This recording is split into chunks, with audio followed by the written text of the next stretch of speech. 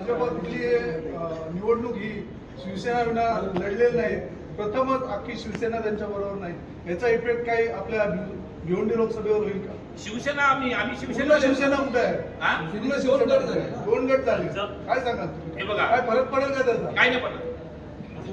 असं कसं पडणार नाही पडणार. तुम्ही बघा ना, मी सांगतो ना, आता लोकसभा इलेक्शन लागणार आहे. ते किती आहे काय तुम्हाला माहिती आहे. आम्ही त्यांना शिवसेना आम्ही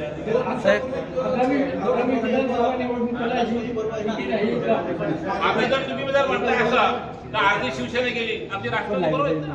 आमचे या विधानसभेचे माननीय आमदार साहेब आमच्या बरोबर आहेत. आणि आमदार दौलतमध्ये किती कामं तुम्हाला माहिती आहे. हे सगळं आहोत ना.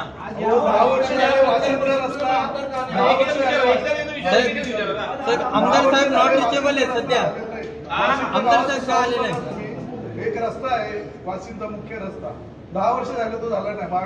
मागच्या वेळेस पांडुरंग बरोबरांनी 15 साली केला होता. त्याच्यानंतर रस्ता आताची अवस्था बघत आहोत. हे तुम्हाला दिसत नाही का कार्यकर्त्यांना?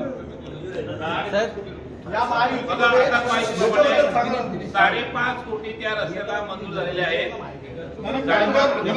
जी गोष्ट 10 वर्षात झाली नाही ती गोष्ट केवळ लोकसभेच्या पार्श्वभूमीवर समोर आली. लोकसभा लागल्या आणि धडाका लागला मुख्यालयांचा. प्रत्यक्षात कामाला कुठेही सुरुवात नाही. केवळ लोकसभेच्या निवडणुकीच्या तोंडात जनतेला चॉकलेट देणं हे पॉलिटिकल पार्टी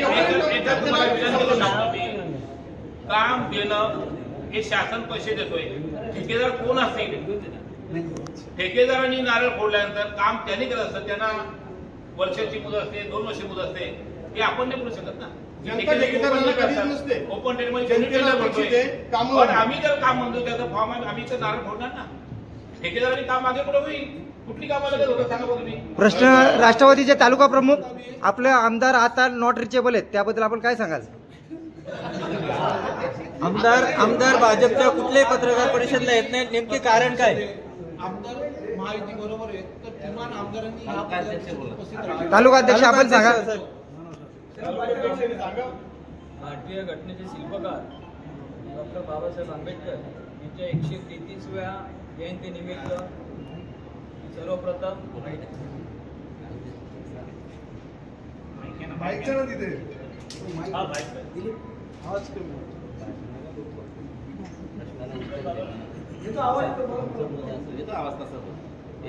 घटनेचे शिल्पकार डॉक्टर बाबासाहेब आंबेडकर यांच्या 133व्या जयंतीनिमित्त इथे उपस्थित असलेले महाविकास आघाडीचे सर्व पदाधिकारी, सर्व पत्रकार बंधूंना भिवंडी लोकसभेचे प्रश्नाला उत्तर देऊन तुम्ही ते बरोबर. तुम्ही फक्त बॅनर लावायची घाई करता. बॅनर लावताना जनतेचे हात करता. बॅनर लावण्याची किती घाई करता? नंतर उत्तर पण देतो तुम्हाला. उत्तर देतो ना तुम्हाला. भिवंडी लोकसभेचे कार्यसम्राट खासदार माननीय श्री नामदार कपिलजी पाटील साहेब यांच्या भिवंडी प्रचार सभेच्या निमित्ताने या ठिकाणी महायुतीची आज पत्रकार परिषद आयोजित केलेली आहे. या पत्रकार परिषदेच्या निमित्त सर्व पत्रकार बंधूंना सुद्धा त्या बाबासाहेब आंबेडकरांच्या याच्यानुसार मी तुम्हाला सर्वप्रथम धन्यवाद देतो की राष्ट्रवादी काँग्रेस पार्टीची ज्या वेळेस महायुतीमध्ये घोषणा झाली त्यावेळेस आमच्या अनेक ठिकाणी अनेक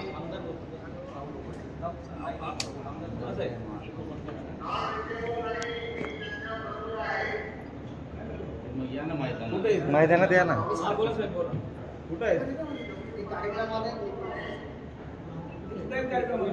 पाटलांच्या सोबत. कपिल पाटलांच्या सोबत कुठे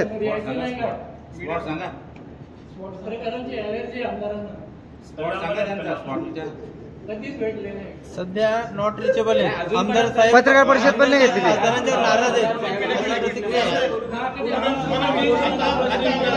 उत्तर भेटलंय. ऐका ना, आम्हाला उत्तर भेटलंय. दौलत दरोड आता प्रत्यक्ष भेटलंय. मीडिया त्यांना कशी डोक्यावर उचलेल ते आम्ही बघून घेऊ. आता तुमचा प्रश्न आम्हाला तुमचं उत्तर मिळालेलं आहे. आम्हाला एकच आहे की पाणी टंचाई संदर्भात सध्या तालुक्याचे जे स्टँडिंग आमदार आहेत ते किती सिरियस आहे. किती गावपाड्यांना भेटी दिल्या, कुठं आज घटक पक्ष म्हणून तुम्ही युतीमध्ये लढतायत. तालुक्यामध्ये वर्षानुवर्षाची पाणी टंचाई आजही ओरडते जनता, आजही ओरडते.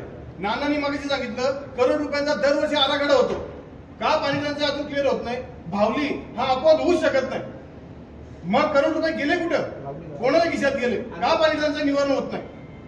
आणि दुसरी गोष्ट, आमदारांच्या गावातल्याच महिलांना मोर्चा पंचायत समितीपर्यंत आणावं लागतो, हा चिंतेची गोष्ट आहे ना. त्याच्यासाठी पाठपुरावा आमदारांचा चालू आहे. आम्ही स्वतः कार्यकर्ते म्हणून आम्ही त्यांच्या जोडीला असतो. अनेक प्रकारे मंत्रालयामध्ये पण या संदर्भामध्ये अजितदादा असतील किंवा एकनाथ शिंदे असतील किंवा देवेंद्रजी फडणवीस एकही तालुक्याचा तारांकित प्रश्न त्यांनी विधानसभेत मांडला नाही, त्याबद्दल आपण काय सांगाल? उलट बाजूच्या मीरा भाईंदर किंवा इतर याचा ते तारांकित प्रश्न मांडतात विधानसभेत. पालघर, पण ते कुठले आमदार आहेत नक्की? मला असं वाटतं पत्रकार बंधूंना प्रश्न विचारण्याचा अधिकार आहे, त्याच्याबद्दल मला काही चुकीचं बोलायचं नाही. परंतु मारुती देंडे साहेबांनी मागच्या वेळेस जी पत्रकार परिषद घेतली होती, त्या पत्रकार परिषदेचा खुलासा करण्यासाठी ही आज पत्रकार परिषद आहे. गेली 5-10 वर्ष प्रत्येक दिवस आपण विकासावरती आणि विकासाच्या कामांवरती, अडलेल्या टेंडरवरती, या सगळ्या विषयांवरती बोलत असतो आणि संपूर्ण शहापूर शहर या गोष्टी जाणून आहे, शहापूर ग्रामीण, शहापूर तालुका या गोष्टी जाणून आहे. जो महत्वाचा विषय होता तो म्हणजे देंडे साहेबांची, शिवसेनेची महायुतीमध्ये असलेली नाराजी. ती नाराजी मुळात नव्हतीच. महायुतीचा विषयच असा आहे की सबका साथ, सबका विकास, सबका विश्वास. आणि पार्टी भारतीय जनता पार्टी म्हणजे महायुती नाही. भारतीय जनता पार्टीशी जो पक्ष जोडला गेलेला आहे तो भारतीय जनता पार्टीचाच आहे, तो महायुतीचाच आहे असं समजूनच काम त्या ठिकाणी केलं जात आहे. आणि म्हणून माझी आपल्याला विनंती आहे की शहापूरच नाही, संपूर्ण भिवंडी मतदारसंघामध्ये कुठल्याही प्रकारची कोणाचीही नाराजी नाही. आणि सगळे पक्ष, मनसे सहित, मनसेच्या अध्यक्षांशी माझं 15-20 मिनिटापूर्वी बोलणं झालं आणि त्यांनी सांगितलं की कल्याणला आपण सभा घेणार आहे, त्या सभेमध्ये आम्ही सगळे हजर राहू. मला असं वाटतंय की कुठंच अशा प्रकारची धुसफूस आणि कुठंच अशा प्रकारची अडचण नाही. राहिला प्रश्न विजयाचा, तर मला खात्री आहे की यावेळेस भिवंडी लोकसभेचा हा भारतामध्ये विक्रम होईल अशा प्रकारचं मतदान आपल्या महायुतीच्या उमेदवाराला कपिल पाटील साहेबांना मिळणार आहे. ह्याच्यात आम्हाला व्यासपीठावरती बसलेल्या कोणालाही कुठल्याही प्रकारची तीळ मात्र शंका नाही. त्यामुळं माझ्या माहितीप्रमाणे आपल्याला जो काही संदेश होता, जे काय शहापूरच्या बाबतीत शंका होती, ती शंका दूर करण्यामध्ये गिरडे साहेब 100% यशस्वी झालेले आहेत. आणि बाकीच्या विषयांवरती आपण रेग्युलर बोलत राहू अशा प्रकारचं मला या ठिकाणी आपल्याला आव्हान करावं असं वाटतंय. डॉक्टर बाबासाहेब आंबेडकर जयंती आहे. मी 3 कार्यक्रम अटेंड करून आलोय. 4, 11 वाजता आपली सभा होती. पुन्हा 4-5 कार्यक्रमांना शब्द दिलेला आहे. त्यामुळे वेळेवरती आम्हाला सुद्धा पोहोचायचं आहे. तुम्हालाही कार्यक्रम असतील. त्यामुळं या ठिकाणी ही पत्रकार परिषद आपण आता या ठिकाणी संपवावी अशा प्रकारची मी आपल्याला विनंती करतो. घटक पक्षाचे तालुका प्रमुख आहेत शिवसेने, यांना पण बोलायला हवं ना. तुम्ही आता तुमच्या वक्तव्यात सांगितलं की मारुती ज्यावेळी थोरात साहेब एकदम शेवटचं निवेदन करतील आणि मग नंतर पत्रकार परिषद संपली. आपण तुम्ही बोलू द्या तुम्ही आवडा बोलल्यानंतर वेगळे साहेब बोलले आपण बोललोय की मारुती देडेंची नाराजी नव्हती.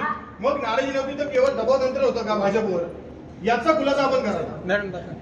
भारतीय जनता पार्टी आणि महायुती हा लोकशाही पद्धतीने चालणारा महायुतीचं संघटन आहे. आणि लोकशाहीमध्ये प्रत्येकाला आपलं मत मांडण्याचे अधिकार आहे. आणि तो त्या अधिकाराचा जर वापर मारुती देंडे साहेबांनी केला असेल तर कुठं चुकीचं बोललेत असं मला अजिबात वाटत नाही. त्यांचा पक्ष हा एकनाथ शिंदे साहेबांच्या आदेशाने चालणारा पक्ष असल्यामुळं, बाळासाहेबांच्या शिस्तीत चाललेला पक्ष असल्यामुळं त्यांनी जे काय केलं ते चुकीचं केलं असं मला अजिबात वाटत नाही. ती पत्रकार परिषद व्हायच्या अगोदर 2दा आमच्या मीटिंग झाल्या होत्या, शहापूरमध्ये बैठका झाल्या होत्या. पत्रकार परिषद झाल्यानंतर लगेचच मी फोन केला त्यांना. मला फोन आल्यानंतर कळल्यानंतर ते बोलले, मोपे साहेब काही गोष्टी बोलायला लागतात किंवा स्थानिक लेवलवरती काही प्रश्न सोडवायचे असतात, त्यामुळे मला जे बोलायचे ते बोललो. परंतु महायुती ही आपल्यासाठी सगळ्यांसाठी आपल्याला काम करायचं आहे. केंद्रामध्ये आपल्याला 45+ खासदार पाठवायचे आहेत. ह्याच्यामध्ये आमचा कुठेशी तीळ मात्र आम्ही कुठेशी कमी पडणार नाही, अशा प्रकारचा शब्द त्यांनी त्या दिवशी दिला होता. बरं, मला वाटतं शिव तुम्ही बोलणार. ना आता जो तालुक्यात कार्यकर्त्यांचा जो संभ्रम झालाय, तुम्ही जे पत्रकार परिषद घेतली त्यामुळे तालुक्यात कार्यकर्त्यांमध्ये संभ्रम, तो कसा काय दूर करा? आमचा पक्ष हा आदेश जातो. आपल्याच मार्फत आज आमच्या सर्वसामान्य शिक्षकांपर्यंत हा निरोप जाईल आणि आतापासून सर्व एक दिलाने काम लागतील, हे तुम्हाला मी आज स्पष्ट करतो. त्यानंतर थोरातजींचं शेवटचं निवेदन असेल आणि मग पत्रकार परिषद संपून खाली स्नेहभोजनाची व्यवस्था केली. सर्वांना डॉक्टर बाबासाहेब आंबेडकर जयंतीच्या शुभेच्छा. आम्ही प्रवाहाच्या दिशेने चालणारे कार्यकर्ते आहोत. आमचा पक्ष आहे. आठवले साहेब केंद्रामध्ये मोदी साहेबांच्या सोबत केंद्रामध्ये काम करत आहे. त्याचप्रमाणे साहेबांचा आदेश आला आपल्याला BJP सोबत महायुतीमध्ये उमेदवाराचं काम करायचे आहे. त्या पद्धतीने आम्ही शहापूर तालुक्यामध्ये पत्रकार परिषद घेऊन माननीय कपिलजी पाटील साहेबांना जाहीर पाठिंबा दिला होता आणि शहापूर तालुक्यामध्ये बौद्ध समाजासाठी RPI रात्रंदिवस झटत आहे, न्याय देण्याचं काम करत आहे. त्याच्यामुळं सर्व समाज आम्हाला नक्कीच जास्तीत जास्त मतदान देऊन आपले उमेदवारांना निवडून आणण्यासाठी प्रयत्न करणार आहोत आणि या तालुक्यामधून जास्तीत जास्त महायुतीच्या वतीनं, घटक पक्षाच्या वतीनं जास्तीत जास्त मतदान देऊन आपण कपिलजी पाटील साहेबांना निवडून देणार आहोत आणि कपिलजी पाटील साहेब नक्कीच हॅट्रिक मारतील आणि निवडून येणार हे या ठिकाणी आम्ही RPIच्या वतीने जाहीर करतो. काय केलं, मी जिल्हाध्यक्षांना प्रश्न विचारतो भाजपच्या, तुम्ही उत्तर द्या. या प्रश्नासंदर्भात तुम्ही मतदारांना कुठल्या प्रकारे तुम्ही त्यांना सामोरे गेल्या 10 वर्षापूर्वी शहापूर तालुक्यामध्ये जी परिस्थिती होती ती परिस्थिती आपण सगळ्यांना माहिती आहे आणि 10 वर्षापासून कपिल पाटील साहेब खासदार असताना एक खासदार वाडीपाड्यात उपलब्ध होणं ही स्वप्नातली गोष्ट होती. याच्यापूर्वीचे खासदार कुठल्या एखाद्या गावात, एखाद्या कार्यक्रमात, एखाद्या पत्रकार परिषदेमध्ये सापडणं ही स्वप्नातली गोष्ट होती. आज किमान खासदार प्रत्येक वाडीपाड्यात गावात उपलब्ध असतो आणि आपल्या खासदारांना संपूर्ण शहापूर तालुक्यात संपूर्ण मतदारसंघ तोडपाठ आहे. राहिला प्रश्न कधीच संपत नाही. आपल्या गरजा वाढत असतात, परंतु नेत्याचं, कार्यकर्त्याचं, निवडून दिलेल्या पदाधिकाऱ्यांची जबाबदारी आहे की ते सगळे प्रश्न सोडवणं. 100% प्रश्न कदाचित सुटले नसतील, परंतु आमचा आदिवासी पाड्यातला माणूस आजही कपिल पाटील साहेबांच्या घरामध्ये जाऊ शकतो, त्या ठिकाणी तो प्रश्न त्या ठिकाणी मांडू शकतो आणि स्पीकरवरती तो ऐकतो त्या नेत्याचं उत्तर. ह्याच्यापेक्षा चांगलं काम करणारा खासदार आपल्या 50 वर्षामध्ये जर आपण कधी पाहिलं असेल तर त्याचं उत्तर तुमच्याकडे आहे. तुम्ही मला उत्तर द्या असं माझं म्हणणं नाही. राहिला प्रश्न 10 वर्षापूर्वीचा पाण्याचा प्रश्न होता. आज आम्ही 100% प्रयत्न करून जवळजवळ 100% प्रश्न सोडवण्याच्या दिशेने पाऊल उचलली. परंतु काही गोष्टींना टेक्निकल अडचणी असतात, सोर्सच्या अडचणी असतात. ह्या सगळे प्रश्न सोडवता 100% मार्क तर कोणाला पडत नाही. तुमच्या नजरेने जर कुठेशी फार मोठी टंचाई असेल किंवा तिथली स्थिती वाईट असेल तर ती तुम्ही सुद्धा आम्हाला सांगा, आमचे कार्यकर्ते आम्हाला सांगतात, तुम्ही सुद्धा सांगा. आपण त्याच्यावरती 100% मार्ग काढण्याचा प्रयत्न करू आणि मार्ग काढण्यामध्ये दिल्लीपासून आता इथपर्यंत आपली सत्ता असल्यामुळे आपण 100% यशस्वी होऊ याच्यात मला काही खात्री नाही. राहिला प्रश्न रेल्वेचा, तर रेल्वेच्या बाबतीत तर साहेबांनी प्रचंड असं काम या ठिकाणी उभं केलेलं आहे आणि मला असं वाटतंय मुरबाडच्या रेल्वेचाही प्रश्न सुटलेला आहे आणि हा जो रेल्वेचा स्टेशनचा किंवा इतर गोष्टींचा प्रश्न आहे त्या बाबतीत सेपरेट अजून टीम त्या ठिकाणी वेगळी काम करते आणि ते सुद्धा प्रश्न सुटलेले आहेत. सासे साहेब, आपण जो रेल्वेचा मुद्दा उपस्थित केला, आज तुम्हाला पण माहिती आहे, आपण पण रेल्वेतून प्रवास करता. आज कल्याण ते कसारा इतकी परिस्थिती भयाने, आज 20 ते 25 मिनिटं नेहमी गाड्या लेट असतात. त्याच्यानंतर सकाळी जो कामगार घरातून निघतो तो परतीच्या प्रवासाला येताना सुद्धा त्याला अर्धा ते 1 तास अक्षरशः त्या लेट मार्क, म्हणजे जाताना तर लेट मार्क होतोच होतो, पण घरी पण यायला त्याला होम लेट मार्क होतो. यावेळेस जवळजवळ हा प्रश्न गेल्या वर्षभरापासून समस्या लोकांची आहे, प्रवाशांची आहे. अक्षरशः प्रवासी याला मेटाकुटीस आलेले आहेत.